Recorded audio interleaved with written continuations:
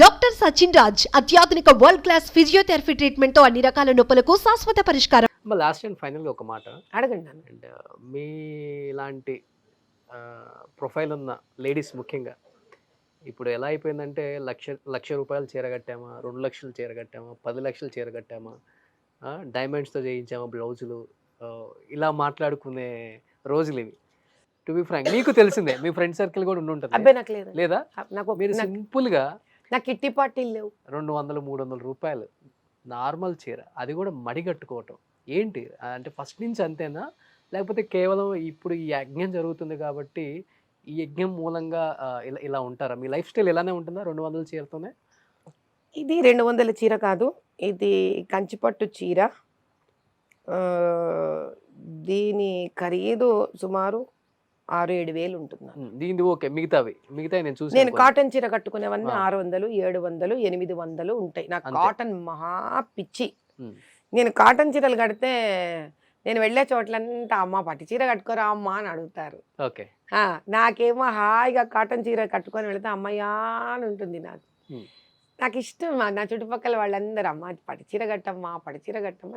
నాకు వాళ్ళ ప్రేమ, నాకు ప్రేమ చాలా. అయితే 1,00,000 రూపాయల చీరలంతా నేను ఎప్పుడు కూడా ముందుటి నుంచి పెద్ద ఇష్టపడలేదు. ఒక్కసారి 1,25,000 పెట్టి ఒక చీర కొనేసి ఏంటి దీని వైనో, ఎందుకు అసలు ఇంత ఖరీదు పెట్టి చీరలు కొంటారంటే ఆ చీర బరువు దుంపదేగా నేను తట్టుకోలేకపోయాను. అంత బరువు నాకు చేత కాదు. ఆ బరువు డబ్బు బరువు కన్నా ఎక్కువ ఏమిటో అంత ఎవరికి చూపించుకోవడానికి కొనుక్కోవాలి, కట్టుకోవాలి. నాకేమో ఫ్రెండ్స్ లేరు, ఫ్రెండ్ సర్కిల్ లేదు.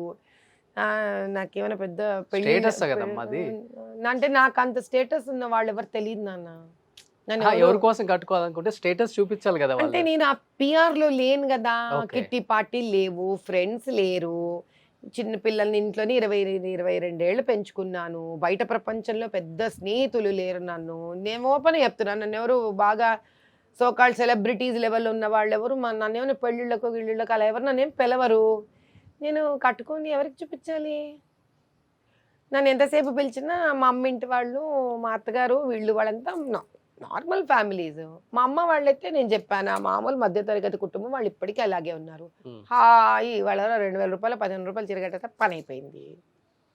ఇంకేదన్నా ఇంట్లో పూజా పునస్కారానికి, ఆ పూజకు నాకు చాలా ఇష్టంగా మడిచీరలు. ఈ మడిచీరలు ఎందుకు నాకు ఇష్టం అంటే, నేను పూజ దగ్గర కూర్చున్నప్పుడు మాత్రం చాలా అలంకారప్రాయంగా కూర్చోకపోతే నేనే చిరాకు పడిపోతాను నా మీద. నాకు అందుకే నా గజ్జలు చాలా ఏదో పెద్ద పెద్ద గజ్జలు ఉంటాయి. నాకు పెద్ద గజ్జలు ఉండాలి, పసుపు రాసుకోవాలి, ఆ బేసర ముక్కు పొడుకు, నాకు ఇవన్నీ చాలా ఇష్టం.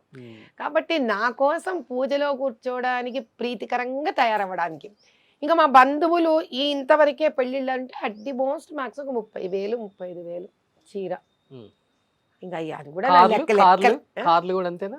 కార్లు మా వారికి సరదా. నేను తిరిగేది ఇప్పుడు ఇన్నోవానే. నేను ఇన్నోవాలోనే తిరుగుతా. కానీ మా వారు పిల్లలు వాళ్ళు ఉన్నారు కదా, వాళ్ళకు మంచి కార్లు ఇష్టము. వాళ్ళు కార్లు కొనుక్కుంటారు, తిరుగుతుంటారు. వాళ్ళతో పాటు తిరిగినప్పుడు వాళ్ళ కార్లలో తిరుగుతా. నేను దాన్ని వెళ్ళినప్పుడు చెప్తుంది అమ్మ ఇన్నోవా అని పేరు ఉందన్నమాట. అమ్మ ఇన్నోవా, నా తప్ప ఇన్నోవా బొలెరో, ఈ 2 తిరుగుతుంటాయి. నేను ఐ లవ్ బోత్. ఇప్పుడు నేను డబ్బులు ఉన్న వాళ్ళని ఎవరిని ఏమి అంటున్నానని కాదు. డబ్బులు సంపాదించి కష్టపడి వాళ్ళు ఉన్నదే దాన్ని అనుభవించడానికి. డబ్బులు అనుభవించడం, వాళ్ళ కష్టార్జితం వాళ్ళు అనుభవించడం ఏం తప్పు బాధ ఉందా పిల్లలకి? అబ్బే ఏమి లేదు. ఎవరిష్టం వాళ్ళు అలా పెంచాను పిల్లలు. ఎవరిష్టం వాళ్ళు. మా వారు అప్పుడప్పుడు కొంచెం కష్టపడి నొచ్చుకుంటారేమో మరి. ఒకసారి నేనంటే వద్దబ్బా అని చెప్తుంటాను. ఆయన మీతో వచ్చినప్పుడు ఎక్కుతుంటాను కదా చెప్పి ఆయన మొండిదని వదిలేసి ఉంటారు. నా ఉద్దేశం అలా అనుకుంటున్నాను నేను. వాళ్ళకి వెళ్ళినప్పుడు వాళ్ళకి నచ్చినట్టు, వాళ్ళ కార్లు, వాళ్ళ బట్టలు, వాళ్ళ విలువ. నేను పోయినప్పుడు నా పద్ధతి. అందుకే ఒకళ్ళనొక్కళ్ళు అర్థం చేసుకుంటాం. కుటుంబం నన్ను కుటుంబాన్ని. డబ్బులున్న వాళ్ళైనా కూడా వాళ్ళు పాప అంత కష్టపడిందే లక్షణంగా నగలేసుకోవడానికి, పెద్ద పెద్ద చీరలు కట్టుకోవడానికి. ఎన్నన్నా చేసుకోండి, మీ కష్టార్జితం మీరు అనుభవించండి. కానీ జీవిత మార్గంలో కొంత పాళ్ళు మనము ధర్మం అనేది చెయ్యాలి. ఒకళ్ళకి పెట్టాలి తీసి. ఎందుకు? ఈ జీవితం ఏదైతే మనం ఈరోజు అనుభవిస్తున్నామో, ఈ జీవితము పూర్వకర్మ ఫలితము, ఆ జన్మలో వదిలేసిన శేష కర్మాలు, మన తాత ముత్తాతల నుంచి వచ్చే పితృదోషాలు, పితృకర్మలు, ఓ 10 ఏళ్ల వయసు మన తల్లిదండ్రుల కర్మలు, ఓ 10 ఏళ్ల వయసు నుంచి ఈరోజు వరకు మనం చేసే కర్మలు, వీటిల ఫలితమే మనం అనుభవించే బాధలు, కష్టాలు, నష్టాలు. ఇది క్లీన్ చేసుకోవడానికే జీవితం సరిపోవట్లేదు కదా. అలాంటప్పుడు మనం ఒక పాలు ఎవరికన్నా ఇస్తూనే ఉంటే కదా మన కష్టాలకు అది కూడా క్లెన్జింగ్ సిస్టమ్ లాగా తయారవుతుంది. సో దట్ జరుగుతున్న కాలము మనం వచ్చే జన్మ ఎట్లో చూడలేదు, కనీసం ఈ కాలంలో అయినా త్వరగా ఇట్ ఈస్ బిలీవ్డ్ దట్ కర్మ ఫలితం తగ్గిపోతూ ఉంటుంది. భవిష్యత్తు వర్తమానాన్ని జల్లెడ పట్టేశారు అసలు మీరు. గ్రేట్ అమ్మా, నిజంగా మీలాంటి గొప్ప లేడీని కలవటం చాలా హ్యాపీ అనిపించింది.